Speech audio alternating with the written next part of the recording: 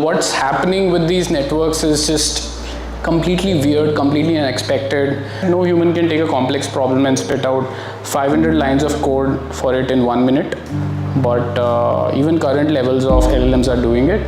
What makes AI fast? I think at the very core, it's a switching speed of neurons versus transistors. Neurons, I think, switch anywhere from 10 to 100 milliseconds. Awesome, so I'll begin with this.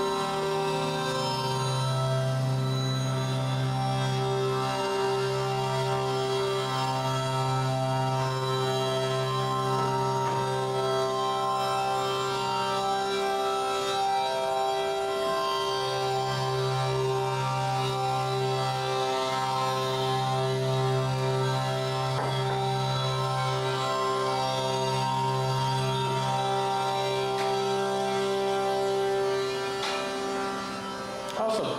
So,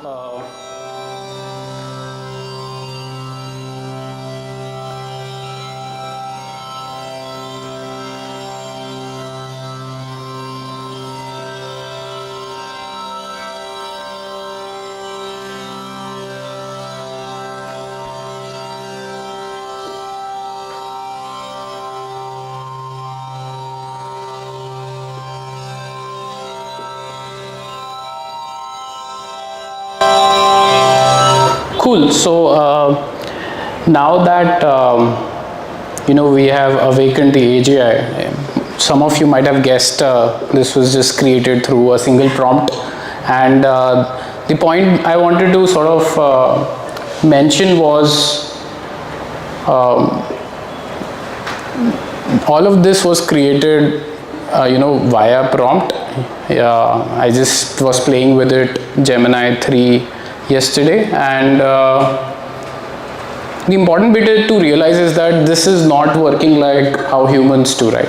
It's just, you can't have any human take out the prompt that I gave above and spit out this 500 lines of code in 70 seconds. Your slides are not shared. Teams meet. It's not? Yeah. Between it. Okay, now is it? Yeah. Yeah, so the point is very simple. What's happening with these networks is just completely weird, completely unexpected. Even if there is the most genius coder out there and you give him that person this prompt, that person will try to think, try to model the problem, try to build different modules, try to build sort of functions, try to sort of test it, get interpreter feedback, try to iterate on it. What movie you saw of, let's say a couple of minutes, you wouldn't expect that to just be spit out in 70 seconds. So I think anyone who says that we know what these things are doing just because we know their behavior is probably not internalizing that, outputting that in 70 seconds in one go is just completely baffling. So yeah, as I said, no human can take a complex problem and spit out 500 lines of code for it in 1 minute, but even current levels of LLMs are doing it. So AIs do think weirdly, but they are super fast. Again, 70 seconds for 500 lines of code that work perfectly. That's what I want you to remember. And what makes AI fast? I think, of course, at the very core, it's the switching speed of neurons versus transistors. Neurons, I think, switch anywhere from 10 to 100 milliseconds, and transistors switch at the order of nanoseconds. So purely at just the switching cost and how fast the fundamental unit of decision making is, AI systems can be 1,000,000 times faster, and in this case 5,000,000 times faster. And of course you can say that brain is parallelized and we have lots of distributed architecture in our brain, but so do GPUs. But silicon does switch significantly faster than an AI. By the way, whenever you guys have a counterpoint, feel free to interrupt and ask questions or just say something else. And of course, everyone knows that what makes AI intelligent is just 3 very simple things: data, compute, and gradient descent. That's it. And you get, artificial intelligence out of it. So I do want to spend maybe some discussion bandwidth here of the group. So in principle, do you believe that a future AI system can do anything that a human can do, but faster and better? That is, do we all believe artificial superintelligence is possible? Agree, disagree? Yeah. Is anyone who disagrees that superintelligence is a vague word, but I'm literally defining it as a system doing anything that a human does, but faster and better. That's my definition. Anyone who disagrees that superintelligence is possible in principle? Yeah, why do you disagree? Yeah, you said a system can do what human can do 100x, but I think like there would be a system that can do some single thing or better than human, like 100x faster. Not a single system that can do everything a human can do faster. So is asking principle, why can't it exist? Yeah, why can't? Like, what makes human special? The human can generalize a lot better than. Yeah, but why can't AI generalize similarly? Yeah. I think tasks that purely rely on human emotions or human care, for example nursing, maybe AI side not be better because we inherently have a bias, right? We need a human to trust and verify. I don't know, I think maybe we can't really trust it, and that's probably why we can't do it better faster. That's again Okay. Does anyone have a contrapoint here? I do. Okay. I feel when we talk about the AI companion angle of it, which is the emotional bit of AI, it's also that people open it to AI much faster because that judgment is not there. So eventually when you say that, can I do this better? Can I understand this person's feelings better? You'll probably do that better because your bias is not acting against it. So it's like a double-edged sword. It's not just one angle to it. That you understand emotions better as a human, so you do better in anything that involves it. Yeah. I think to answer a lot of these questions, I just want to go to the previous slide. It's just very hard to internalize in the gut that anything for which we have data or we can create data, we can be intelligent about it. So even if it's about caring for someone, empathy, at the very like fundamental level, all we have is just atoms moving around, right? So why can't an artificial system really model that and become better at it? If you can throw data into a system and put gradient descent on it, what limits a system to sort of learn it and do better than what humans are able to do? But can AI define its own goals? Yeah, I mean, we'll come to that. It's can you define your own goals?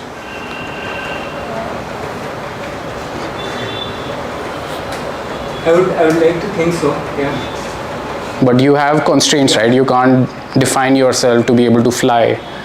You can't define yourself to, the goals that are there in you to a large extent are sort of put by evolution. Yeah. And so in that sense, like, we're limited in what we are able to do by what evolution sort of asks us to do, right? So, but any other point before we move on? I think largely most of us agree that the superintelligence is possible in principle, right? Probably not the stuff in the physical world. Okay, why not? I don't think that. I'm talking about in principle. Let's drop the bias of what we have today. So if you say in principle, then it doesn't even need to say future AI system. It's like saying can a better version of humans exist? Yes. Let's say in principle, let us define as next 50 years or 100 years. Lifetime, our lifetimes. Do you believe in our lifetimes even the physical intelligence won't be surpassed? I think we can surpass our current intelligence easily. But the point I want to make is that this is still dependent on the definition of humans. So if we are at sufficient intelligence, we should be able to modify ourselves. And when we're able to do that, would it still be super intelligence if we're able to modify ourselves to be as smart as what we would consider? No, but what's a plausible path to modifying ourselves? If our biological brains are still just essentially like computers, so what's stopping us from principally using the same algorithms, building, extending that and making it faster, or adding cyberization and making it faster? Yeah. So I mean, of course, let's define superintelligence as compared to what humans are today. And I'm in the camp that anything that a human does today, an AI will be able to do better and faster. So with that, the question really is, assuming that superintelligence may happen in a lifetime, does it pose an existential risk to humanity? This is where the talk begins. I'm curious, does everyone know what P-doom is? So P-doom really is the probability of doom, and doom really means extinction of humanity. And everyone in the AI field supposedly must have it. So I'm curious, who has a P-doom more than 0 in this room? I think everyone would have more than 0. Okay, more than 0.25? Okay, probably 50%. More than 0.5? Maybe 20%. Is anyone at 0.95 or above? Okay, we have a Udolsky here, Eliezer Udolsky. Okay, awesome. But this is what people who live and breathe AI, their P-dooms is. Elon Musk is around 10 to 30%, and Jeffrey Hinton 10 to 20%, and you can see again Eliezer Udolsky 95%, and lots of Bengio himself as 50%. I mean, this should really, as good Bayesians, all this should be a data point in updating our sort of worldview, that are we missing something that all of these guys know? My P-doom was again uncertain. Only recently I've started forming my opinions on it, and we'll come to that. But really, even if you care nothing about AI risk, you think you know nothing about it. A lot of smart people who are living and breathing AI, if their P-doom is very high, I think they should just make you pay attention to the issue. It certainly is making me think about it. And I think to answer P domain, I think everyone should probably form their gut opinion on it. It's a very personal thing. I mean, all knowledge is personal thing. You can't import it to someone else.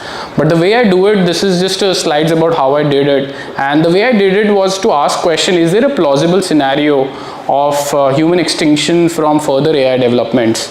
And here the plausibility was important because a lot of time it's easy to fool oneself in very sort of low probability or far-tailed risk. For example, you could say, hey, maybe LHC will create a black hole, so we should sort of stop research in particle physics, or something else, right? I mean, there is a risk of dying when you're crossing the road, but we still cross the road. So it's important to see not just whether AI or superintelligence poses a theoretical risk, but whether there is a plausible risk for it. Because if there is a plausible risk, then the game certainly changes, right? So the question we should be asking, yes, we can be worrying about literally everything out there, but how worried should we really be? And so my transition of risk about ASI really went from mostly a theoretical concern, like vacuum decay.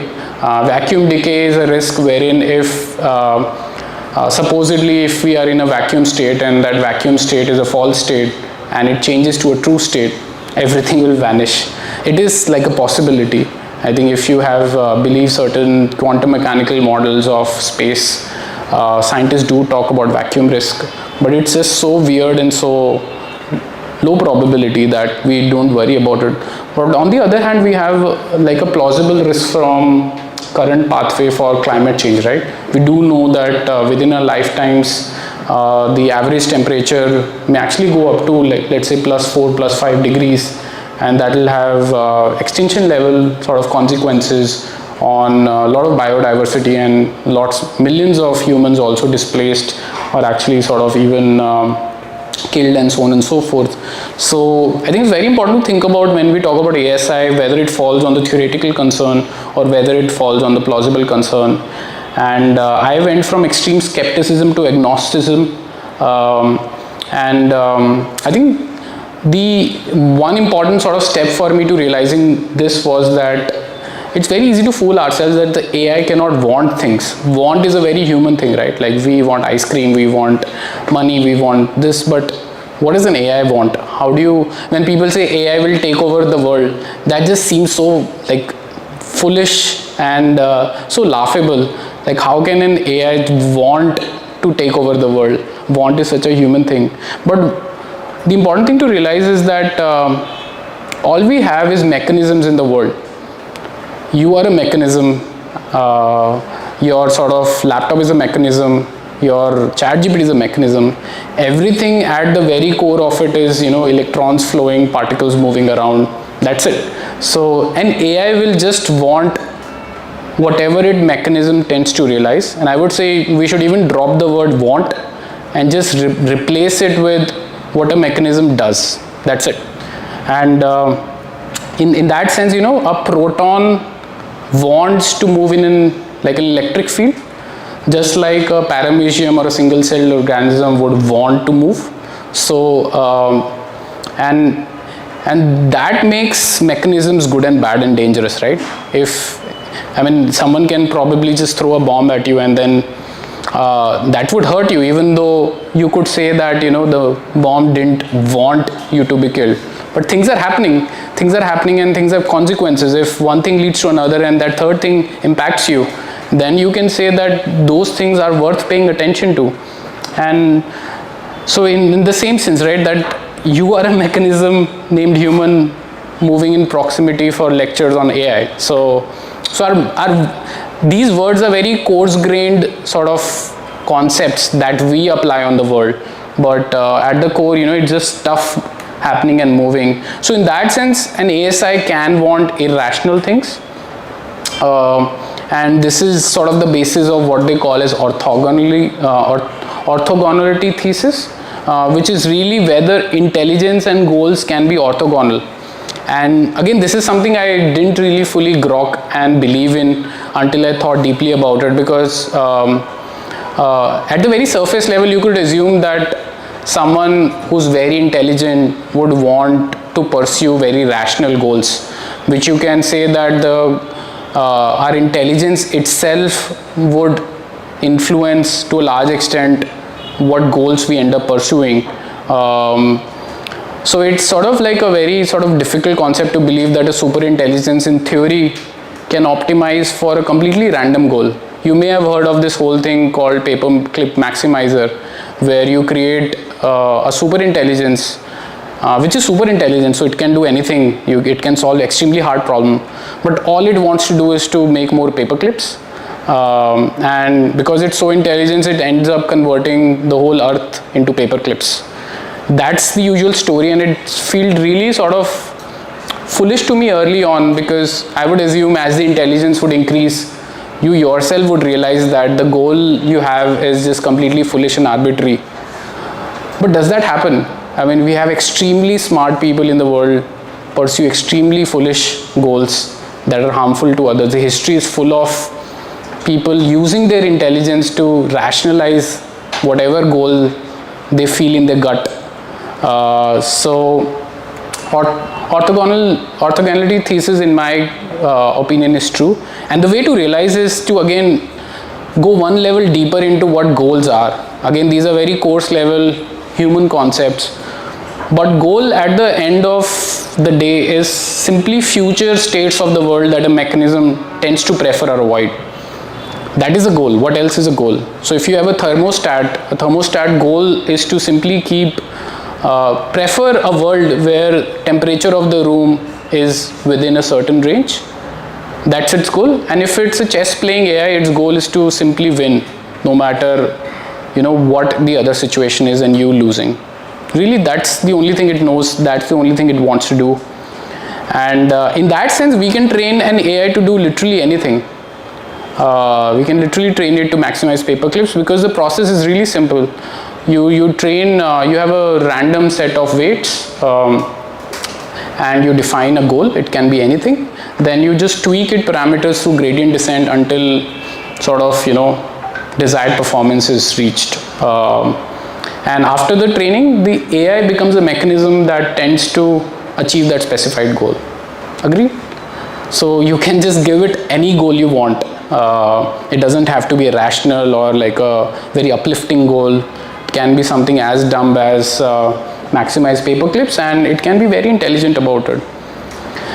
So goals are the mechanisms that future states that a mechanism sort of tends to prefer or avoid. Then what is intelligence? Intelligence is simply how a mechanism does it. That's it. We don't have to glorify intelligence more than what it really is. If there is a complicated mechanism, then how that complicated mechanism ends up doing its thing is what we call as intelligence, right? So if there is a thermostat, the whole PID loop of it is its intelligence. And if there is a chess AI, its whole neural network ends up being intelligence. Okay, awesome. Yeah, so terminal goals now, which is maximizing paperclips, and intelligence, which is a way to simply get that goal done. So now there is this, again, the community uses these terms called convergent instrumental goals, which is really the sort of sub-mechanisms that end up developing that help you get to the final goal.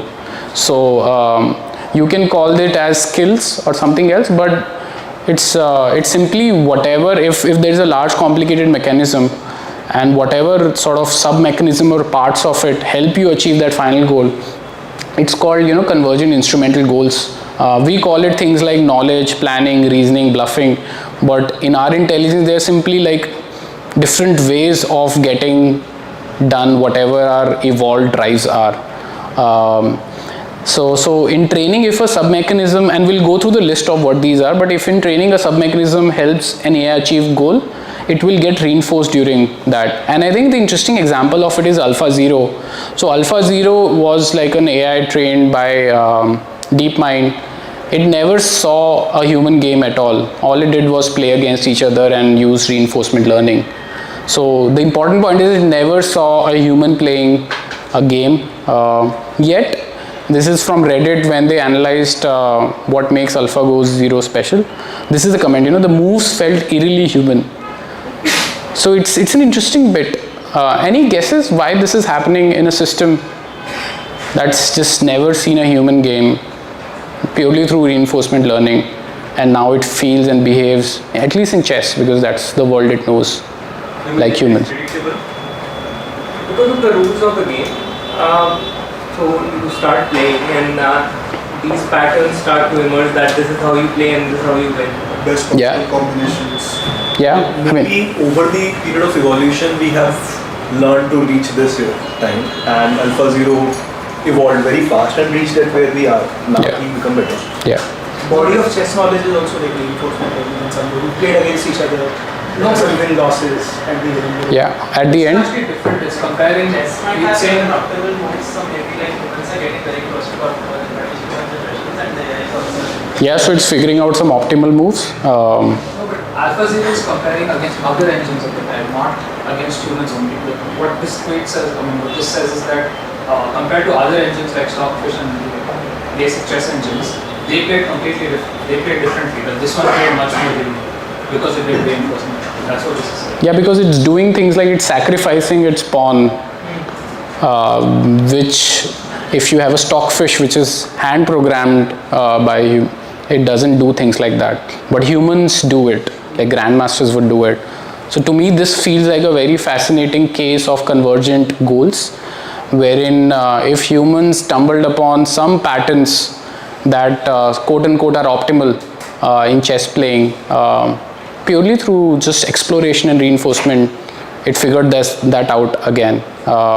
So nobody programmed that you need to sacrifice your early pawns, but it just discovered it itself. So imagine this scenario. Let's just maybe spend a minute or two on this. Let's say you have an AI agent using RL on a goal such as, and your goal is don't give up until you solve the damn problem. That's what you're rewarding the agent for. Throw lots of compute at it, explodes, and whatever tends to help the AI achieve a goal will get reinforced. So my question to you is that what instrumental goals do you think you expect to see emerge from this? Maximize resources. Maximization of Resources. resource, okay. Acquisition of you mean it'll just collect resources by itself? What else? Self-preservation. Self-preservation, yeah. What else?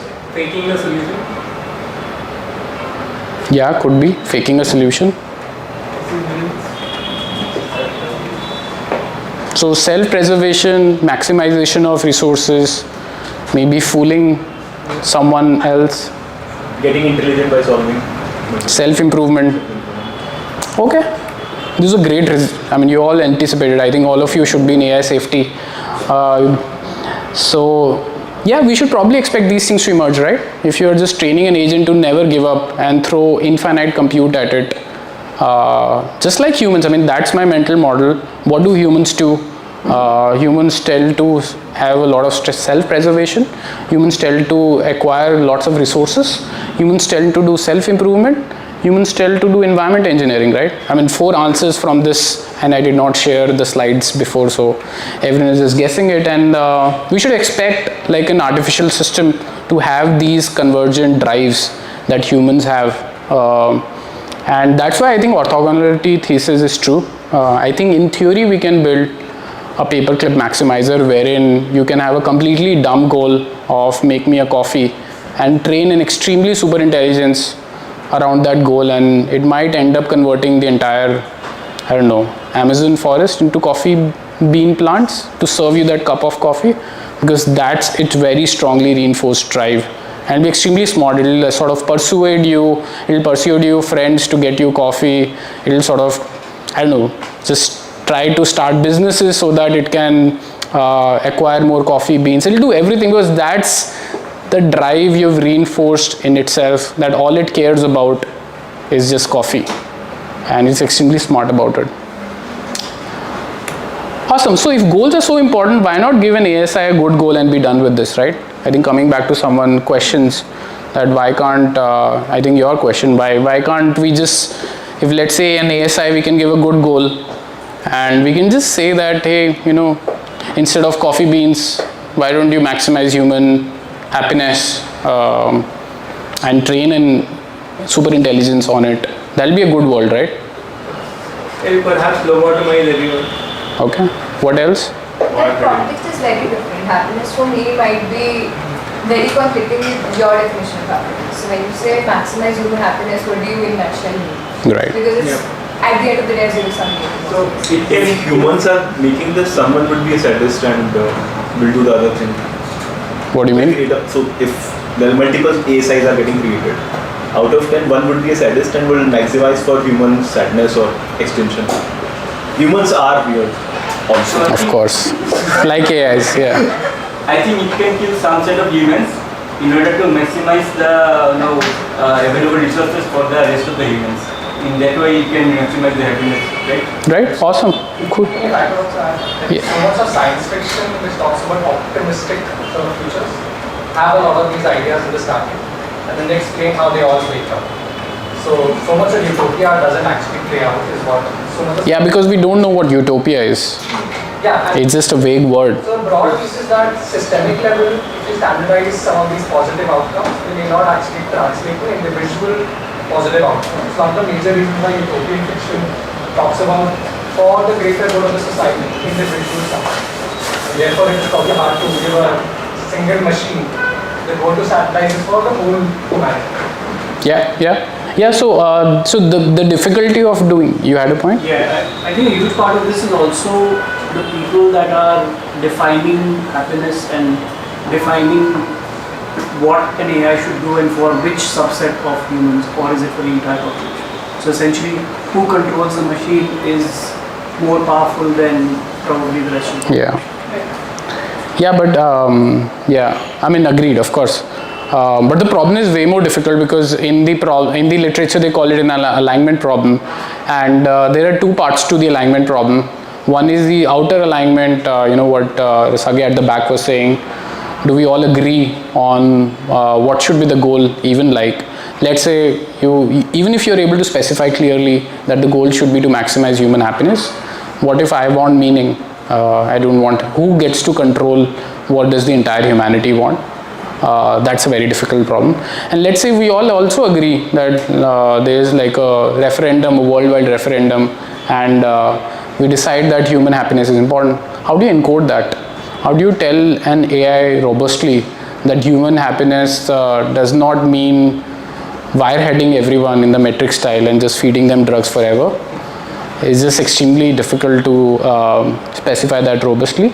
So I mean, the first problem with this is what they call, again I'm using a lot of literature terms that they use it so that later it's easy for you to align yourself when you read it. They call it goal misspecification, which is really like another way of reward hacking, where it's just very difficult to specify the goals in a system robustly.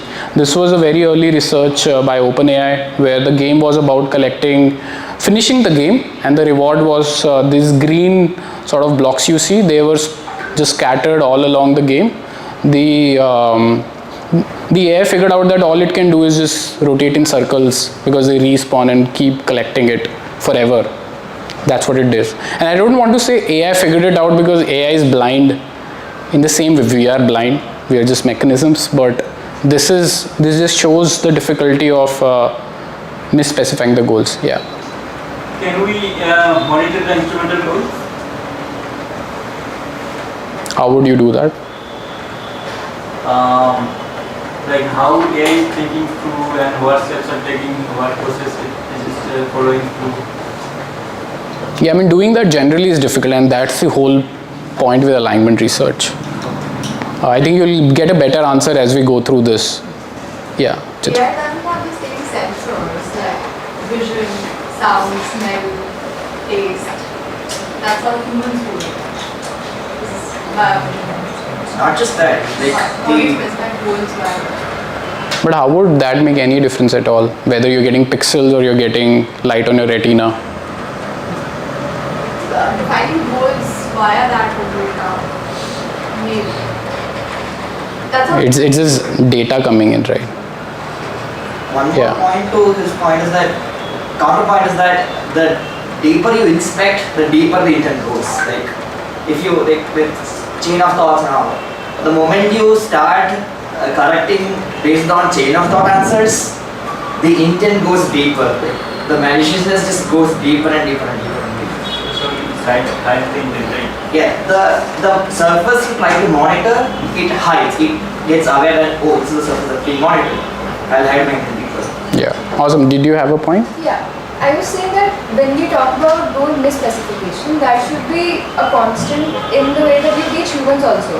So if I go to a kid and I tell them that you need to do an X thing to optimize for Y, initially, unless you tell them those values that you don't have to lie about it, or this is not the right thing to do, which is the human values we were talking about before, that is something that the kid would also do. Like they would also try to have the system as somebody said. Yeah. So why is that a problem specific to AI, and can we not train it in a similar way that we train humans?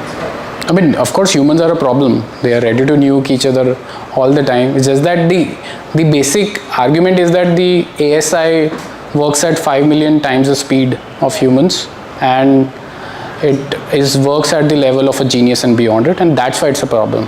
So that Not that humans are not a problem. Like the feedback cycle is very small. Yeah, I mean, maybe the whole argument is that what will take, let's say, 1 hour for us, they may have just spent like maybe 1,000 years, an equivalent of like cognitive resources.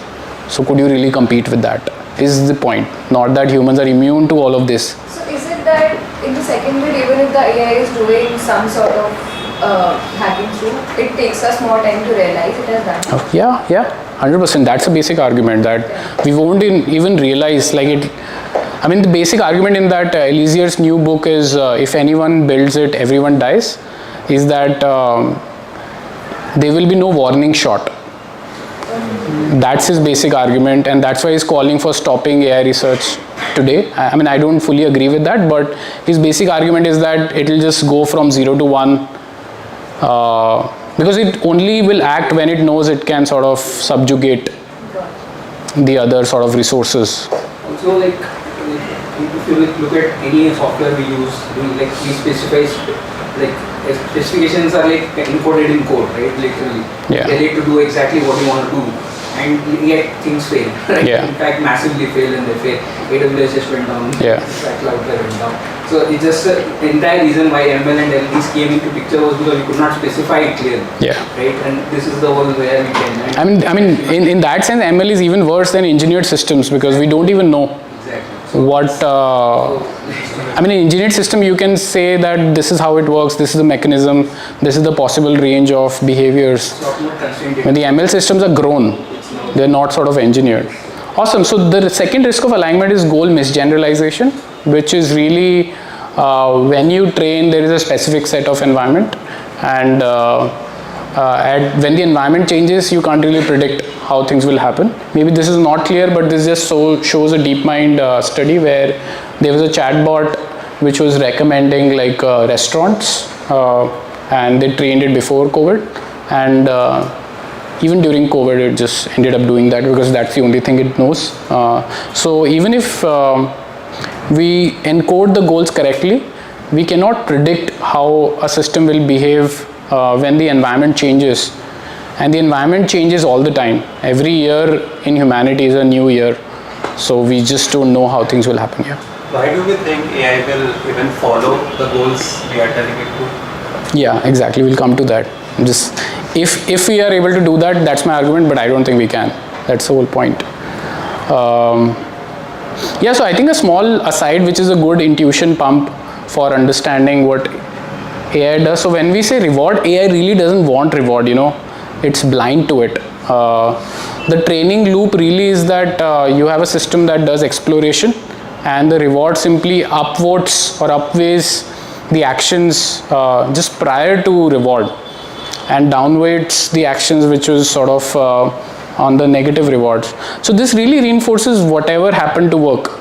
It's not like an AI system is rationally trying to optimize a reward. It's just that something that happened to work, you just upvote it. And an interesting example was this, where you had a system that was going from let's say the red dot to the green dot, and in the training time you moved the green dot, and you would expect the maze following to happen from red dot to green dot. but what was reinforced is simply the maze coming down, the path coming down. So in that sense, it's just a blind mechanisms, and I think this misgeneralization happens all the time. With ducks, you have this thing called imprinting, and evolution does this. Evolution is not very. So the whole point is that when you're training something, whatever happens to work just gets reinforced. That's true with evolution. That's true with training systems also. So in case of ducks, what evolution came around was for ducklings, just follow whatever first big object you happen to see moving. That's why researchers have had ducklings follow like even a simple table. Ducklings will follow humans. Ducklings will follow a cat hair, because that's just a proxy. Because most of the time in evolutionary history, ducklings got a lot of reward in survival if they followed like a big object. But later when the environment changed, they would even follow a cat that would happily maybe just eat them if it wants to. And I think for us also, it's very interesting that the whole point of the drive for sex comes from reproduction, but the environment changed and humans invented condoms, right? So the whole point is that the goals are not robustly followed. And this coming to your point, AI will do whatever its mechanism ended up being during training and not really follow whatever goal you give. So what goals it will have, who can tell? These are just mechanisms acting out in the wild. These are just drives that happen to be reinforced in a very weird, complex ways. And this is why again in the book, the main argument is that we can picture any plausible scenario here, but very likely we don't even know what set of moves the AI will do, because it will be in such a weird category that it just becomes very hard to predict. So summing up so far, what we have covered is it's possible to build a superintelligence that thinks millions of times faster than humans and has an intelligence of a genius. Second, it's possible for it to have any terminal goal. It's not like it will be very intelligent and yet by default do quote unquote good for the world. It can literally be anything.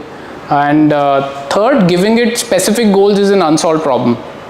We just don't know what this so-called superintelligence will pursue. However, we should expect it to have some convergent goals that help it achieve whatever goals are there out there. And these are convergent goals like self-preservation and self-improvement, resource acquisition, and so on and so forth. And these convergent goals are just makes things very, very dangerous. Because if a superintelligence is pursuing a really weird goal, let's say some variant of maximizing coffee beans, then throughout its training, it realizes, and realizes is again a very human word, but self-preservation just gets reinforced because you tend to achieve goals if you're self-preserving. Resource acquisition becomes like a reinforced sort of a thing. Then why wouldn't it see everything else as a resource? Why wouldn't it see humans as a resource? And that's what makes it scary, because it'll just think millions of orders faster and at a much deeper and faster and better way. Okay, so all that is theory. Where is the evidence? Any comments so far before we get to the evidence? All of that was a theoretical argument. Yeah, at the back.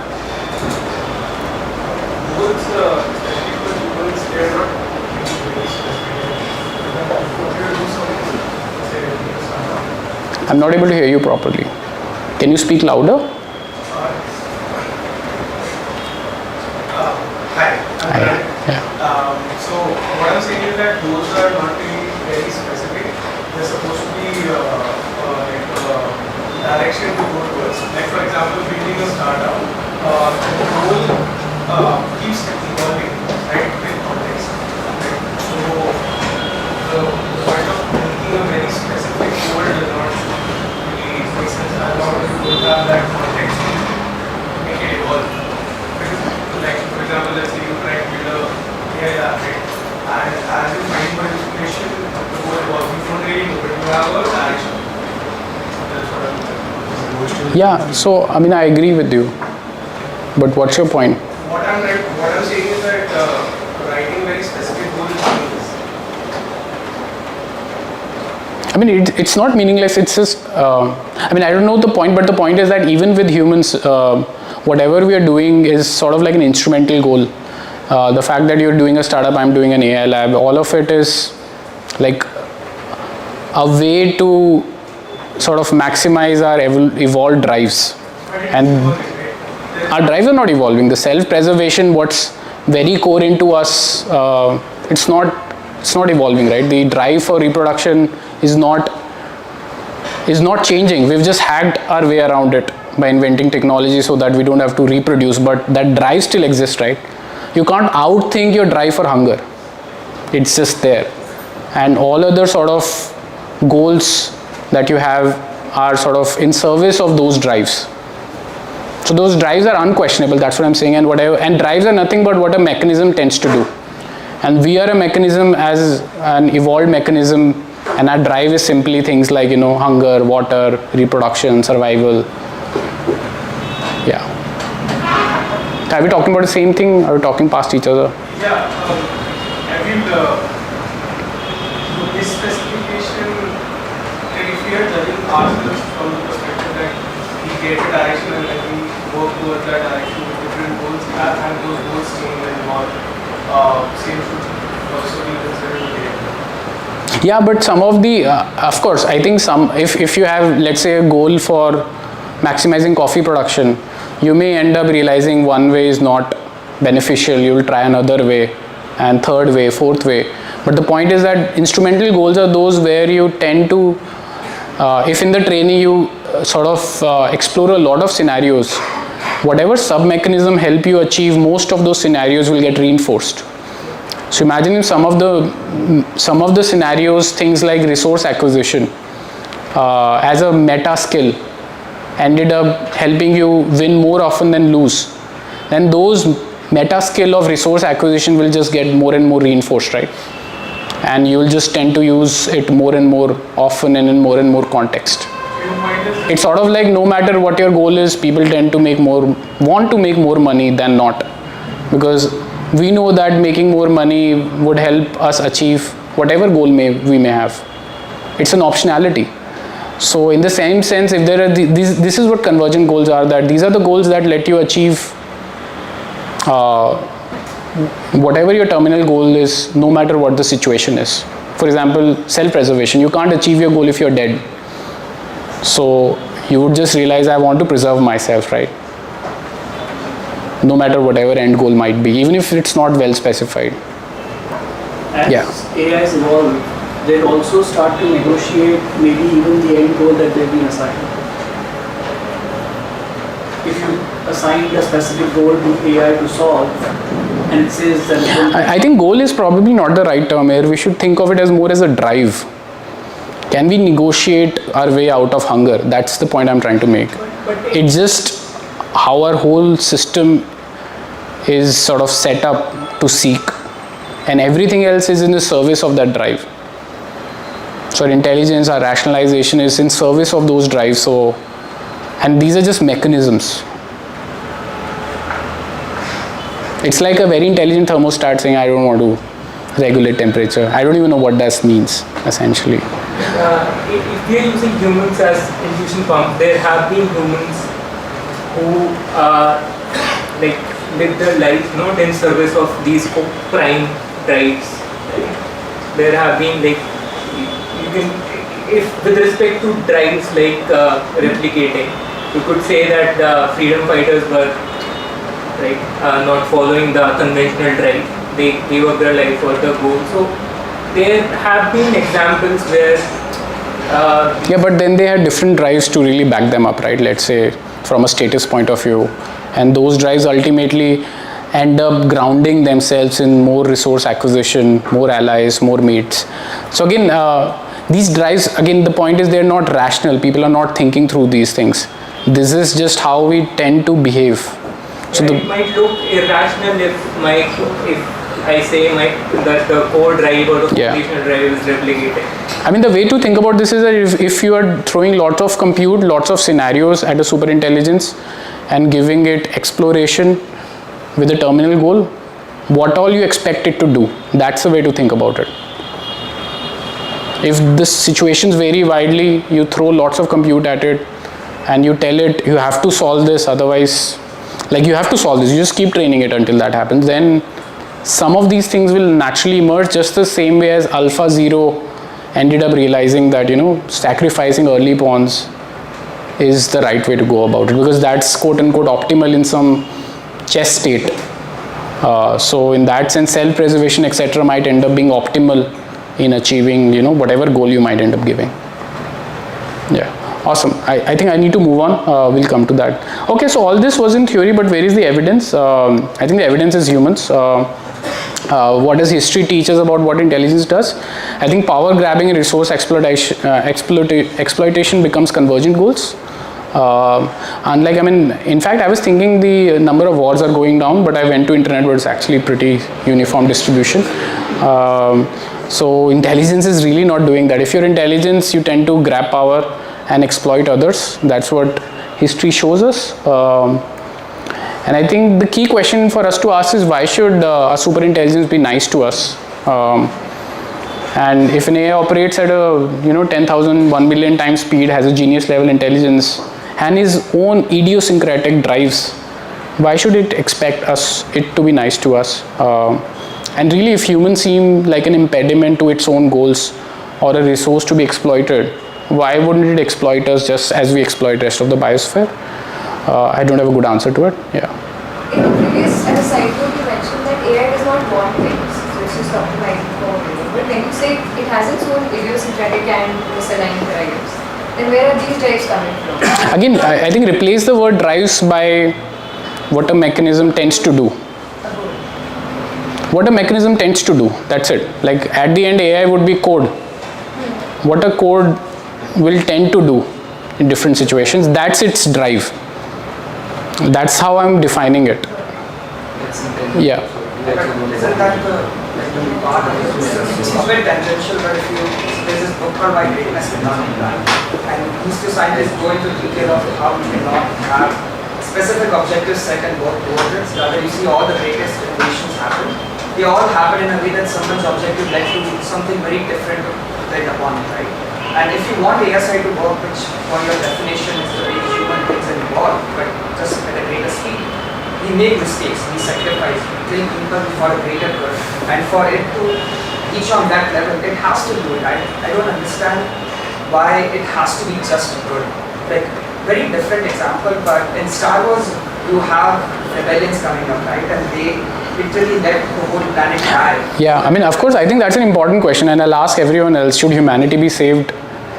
Is the maybe perhaps like the base question we should be starting out with, which, I mean, I assumed it needs to be, but of course, like how do we ground that fact that maybe a society of AIs is the right thing to do? How do we even answer that?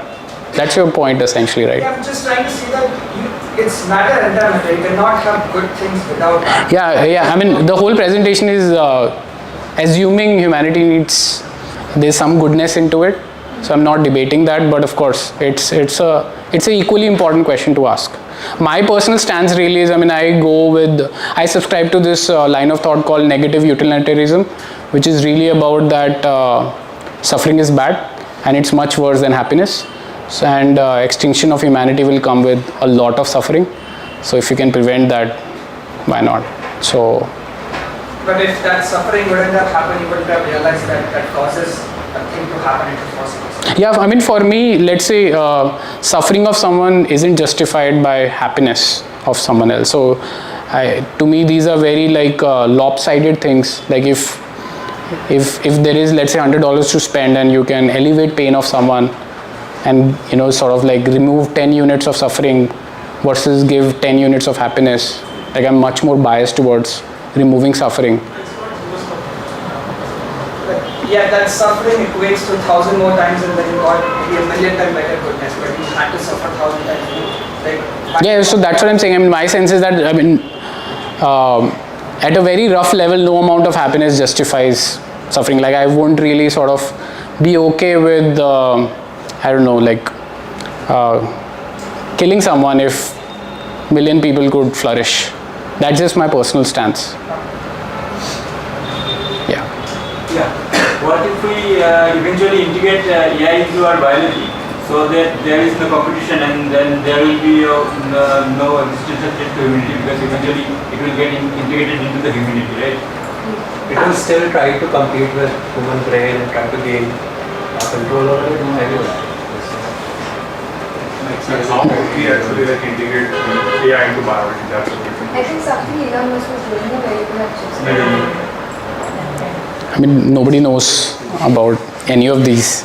Unless there's a plausible path to this, all these are just, a lot of science. One more comment on the society thing, that when we imagine ASI to be this one single entity which is thinking in X way, in the way that I am going with this conversation right. But the way that I imagine it now would be that when you actually have ASI, there will be different agents, and some of those might also be reinforcing agents, in the way that we have judges right now, or vigilantes right now. And those others would be bad agents because they have been trained. So is that not? I think the point about this, let's say judges, good and bad, really means you are able to give them precise goals. And that's the basic factor we are contesting. That good and bad is for us, right? Which means both outer alignment, inner alignment problem. How do you specify what's good? And even if you're able to specify what's good, how do you tell that to an AI? And even if you're able to tell it, what guarantees you it will follow? I'm saying even if there is misalignment, there is misalignment on all agents. Yeah. So even if, let's say, I intend this agent to be a good agent, that misalignment will cause... Yeah, so I mean the point there to realize is that from a game theoretic perspective, powerful people collude to suppress the powerless. This is why the democracy started with, landowners having votes and slaves and women not being included. And so again, my expectation, and the book also, is that even if there are multiple ASIs, it won't be a good news for humans, because they might cooperate amongst each other, because that's a game theoretic optimal thing for it. But anyone who's powerless, why won't they be exploited? We ourselves are not defined it for ourselves. If we had known the answers, we would have been much more peaceful and so far. As you showed, so many wars are. Yeah. So that's the reason we ourselves have not defined it for ourselves, let alone to an ASI. So I mean, it's just liberal democracy, economics. Intelligence grabs power, and power sort of subjugates the powerless. That's what happens. Yeah. Okay. Their argument that this, sometimes I tend to bring it in is people with the power want power, right? And the way they can have is, if you have people who don't have power, so why would they eliminate them? It's like you have houses come in your place. Part of your things that you don't want everyone to get educated because you are part of the job. Like the which they are doing, now no one else will be there to do. Very parallel tangential, but if there are people with the power, they can only feel that they possess things when there are people without the power, right? So if everyone is with the power, there is no point. Like the reason why we have built caste system or whatever the hierarchy we have in society is because humans end of the day tend to believe in that system and it works, however shitty it can be. But why would you with the power eliminate someone without power? Because then it nullifies, you don't have power, right? No, I mean, you're thinking about power in a very human sense, but power is simply barriers to me getting what I want to done. So humans, caste system existed because humans exploited people of lower caste for the jobs that they didn't want to do. And then this question in AI-human relationship that you need to ask is that, is there any job that humans will be able to do for AIs for which they would feel that they don't need to exploit it? If not, we'll do things that we do to chickens, right? For example, factory farm it. We're not giving lectures to them. We're not sort of giving speeches to them, forming countries with them, just eating them and farming them. So that's a relationship I expect to happen, and not like human to human. Humans cooperate with humans only, because of two reasons. Because they expect others humans to inflict violence on them. That's why game theoretically it's okay for equals to be bartered, or they expect some sort of job to be done, resource, value to be created. Only then cooperation happens. Awesome. So I think the fundamental risk is really, probably this is the gist of the talk. Whatever humans do to other humans or non-humans, we should expect an ASI to do to us and to the rest of the world. And this is what makes ASI dangerous. And I'll just go through some common objections. One common objection is obviously, but LLMs make laughable errors, but I think so do humans. But that doesn't make us less dangerous, right? AI doesn't have to be perfect to be dangerous. It can make errors in some way and yet be very dangerous in a lot of other ways, just like humans. But I think this is the important point. It's important to look at trends. I think this graph is what I keep watching very closely. It's called METR. They sort of track what's the horizon length of AI in terms of the tasks they can do. And it just means that, let's say Claude Sonnet now can do a 15-minute task with 50% success rate. And I think they just plotted Gemini 3 that came out, and it was probably here 2 hours. So this task length is doubling every 7 months. And task doubling rate for me is simply a proxy of how frequently you're making errors. It's going down because another point or common objection is that AIs will never get to superhuman performance. They can't even solve RKGI. But again, we know, right, what happened with DeepSeek. They got 45% in RKGI too. It just blew my mind because 1 year before everyone was talking about this is like a benchmark. And for those who don't know, RKGI, this was designed to be unperformable using LLMs, where the whole motivation of Mike Knoop and Cholet was that this is something LLMs won't be good at. So this would sort of motivate some new approaches of neurosymbolic and so on and so forth. And interestingly, humans are really good at it, but LLMs were not. But 45% at RKGI2 really sort of make me pay attention because this was supposedly unhackable. And you see Gemini 2.5 Pro that just came 6 months back was just 5%. So another common objection is that we have lots of unsolved research problems in the path of ASI, continual learning, long horizon planning, etc. But I expect, because a lot of these problems are sort of what they call as verifiable problems. Let's say a problem like continual learning, you can set up a very clean environment at it and just throw automated research at it, right? So why is that a human researcher can do something that an AI researcher can't do? In fact, OpenAI announced, and I expect this to be already happening. I expect a lot of foundation model companies are just doing more and more of their research in an automated fashion, because improving where AI is not good at today, in many respects is what they call as a verifiable problem. Like if you have an issue with long horizon planning, you just set up tasks for it, you set up like a coding agent at it, and you just keep doing it, data center worths of flops until you see progress. And it's just how evolution also got us, right? Just massively parallel exploration and just selecting for what happened to work. And the fact that a lot of these foundational models companies are converging in like this circle, their frontier models are changing. It just means that to me, the amount of valuations these companies have and the fact that coding is getting more and more automated just means that we'll have almost entire AI research being automated in the next few years. And that's the public goal, right? 2 automated AI researcher by 2028. And expect that to happen. I don't see any reason why this cannot happen. So again, more objections very, very quickly, because there's lots of objections. What if ASI keeps us as pets? A lot of people say that we can be their cute dogs, but why would it find us cute? There's no reason for it to find us cute. We keep pets because pets hack a very particular sort of drive in us for big eyes and cute behavior. It's something to do with our particular peculiar evolutionary history. But there's no reason AIs would find us cute. And fate of most of the animals is not pets, by the way, it's dinner. Some people say corporations are proto-AGI and we control them. But again, corporations' ability is limited by its top genius, and its, of course, speed is limited by the human speed. So I don't think it's a good argument, even though some people make it. Some people say AI can't operate in the physical world. It can recruit humans to do it. You can do that today every time you sort of order something from an urban company.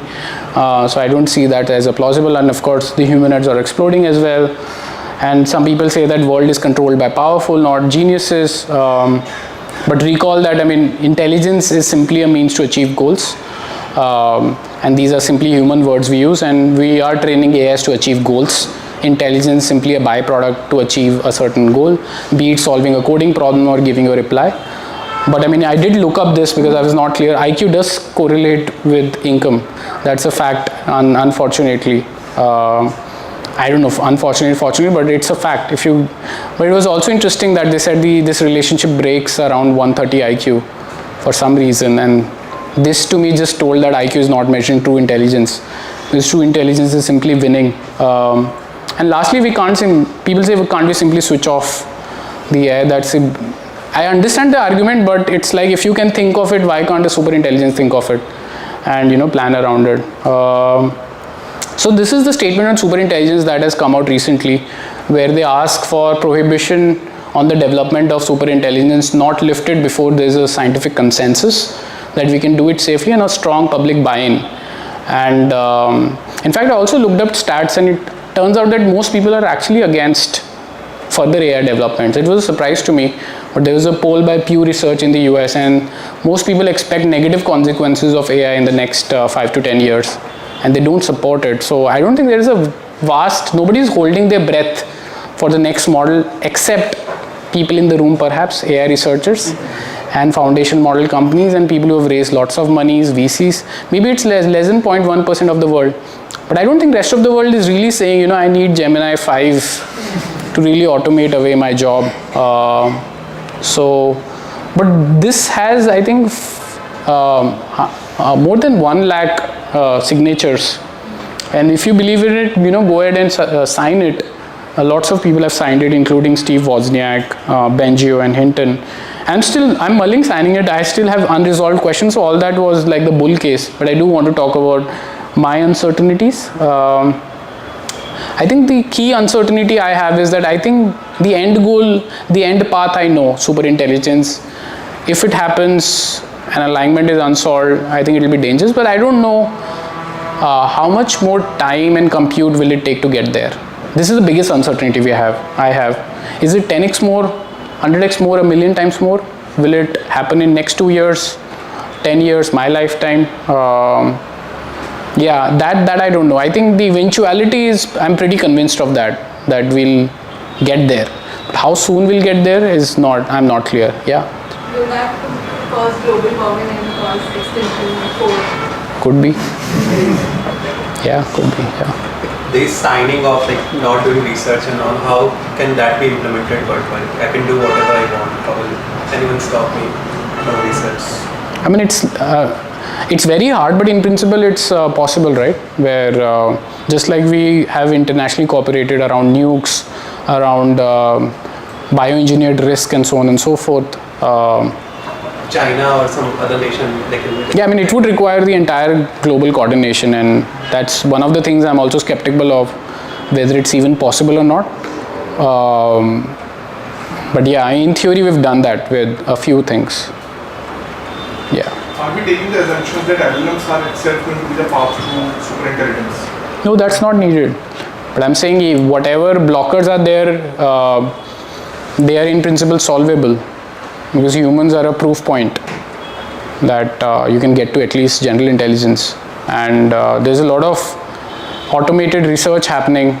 The incentives point to automating all the unsolved problems. So a lot of arrows pointing towards barriers being sort of, yeah. Given that there will be a, steep but gradual progression of capability, however we define it, of these AIs, I'm just trying to draw the parallel to, let's say, nukes, right? That's what I'm saying. Like, why do you say given that will be happening? No, I mean, the improvement will keep happening, is my point. So what I'm trying to say is that in the process of that improvement, it's possible that there will be some mini disaster because of an AI. Would that be a triggering event for the world to come together and say, okay, let's cap it, similar to how we did with nukes, right? I mean, there was a Hiroshima and then XYZ tests, and then everybody agreed that, again, given the human goal of self-preservation, we decided globally that this is not worth it, because I don't think that we'll go from nothing to suddenly ASIs taking over the world. There'll probably be some equivalent of a mini disaster along the way. Nuclear proliferation still happening. Yeah, and that's my point. So something similar can happen here, but we'll probably need a disaster to wake up to it. Even after the disasters, people didn't stop me. Yeah, but I think a lot of of course, I think banning it, I mean, the whole thing about is not to pursue it. So getting there, according to people who are signatories, would be a good thing. So that's why the whole call is to do it sooner than later. But also the point that a lot of people in AI safety says they might not be a warning shot. That's what they call it. If let's say there is a superintelligence that's getting trained and there is some emergent drive of self-preservation, it might not act rashly. It might actually realize that it's important for me to cooperate until I can take over. That's the basic line of argument. I think geopolitics also needs to be considered. Yeah. So I'm curious, what's everyone's point? Like, when do you think we'll get superintelligence and why? Sorry, there's a point behind.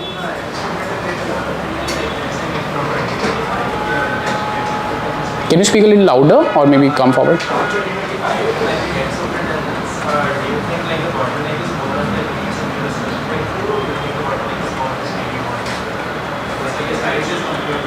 You're saying what's the bottleneck?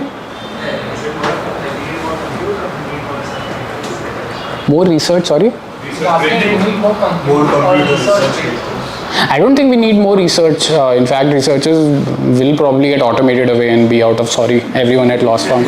But we are doing that, right? We're just, it's just more compute. I mean, if you have more compute and you have a verifiable sort of domain which research is, whether you made like improvement or RKJ or not, you can just throw compute at it.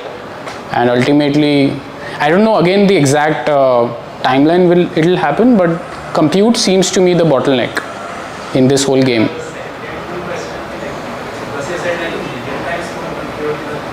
I don't know if we should mainly extrapolate, but if we mainly just extrapolate, do stuff that equals does that then reduce the sense of knowledge?